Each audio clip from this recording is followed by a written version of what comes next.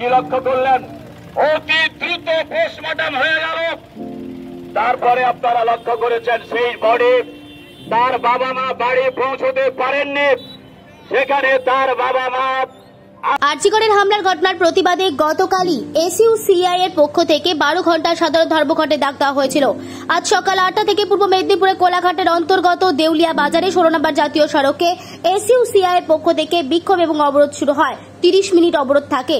ব্যস্ততম 16 নম্বর জাতীয় সড়ক অবরোধের জেরে ব্যাপক যানজট সৃষ্টি হয়। এরপর কোলাঘাট হাইওয়ে ট্রাফিক পুলিশের তৎপরতায় অবরোধকারীদের উঠিয়ে দেওয়া হয়। তবে এই এলাকায় চলছে বিক্ষোভ মিছিল।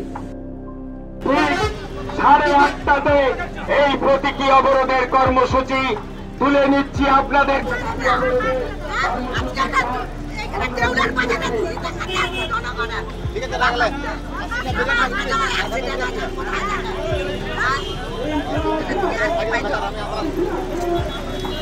কলকাতার আরজিকর হসপিটালে গত 9ই আগস্ট যেভাবে মহিলা ডাক্তারের উপর পাশবিক অত্যাচার করে খুন করা হয়েছে, তার প্রতিবাদে অবিলম্বে বিচার বিভাগীয় তদন্ত করে দোষীদের দৃষ্টান্তমূলক শাস্তির দাবিতে গত পরশুদিন রাত্রিতে মহিলাদের রাত জাগো রাত দখল করো যে কর্মসূচি ছিল, সেই কর্মসূচির দিনই ওই আরজিকর হসপিটালে পুলিশের উপস্থিতিতে গুন্ডা বাহিনী দুষ্কৃতীদের আক্রমণ যেভাবে ঘটেছে, সেই ন্যাক্কারজনক ঘটনার প্রতিবাদে আমাদের দল এসইউসিআই কমিউনিস্ট আজ 12 ঘন্টার সাধারণ ধর্মঘট আহ্বান করেছে।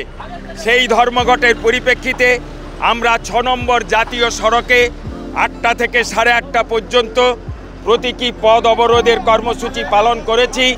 সকাল 6টা থেকে বিক্ষোভ পিকেটিং চলবে সন্ধ্যা 6টা পর্যন্ত। এত সত্ত্বেও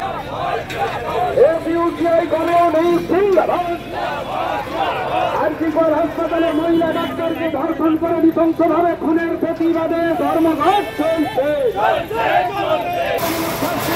ধর্মঘট চলছে।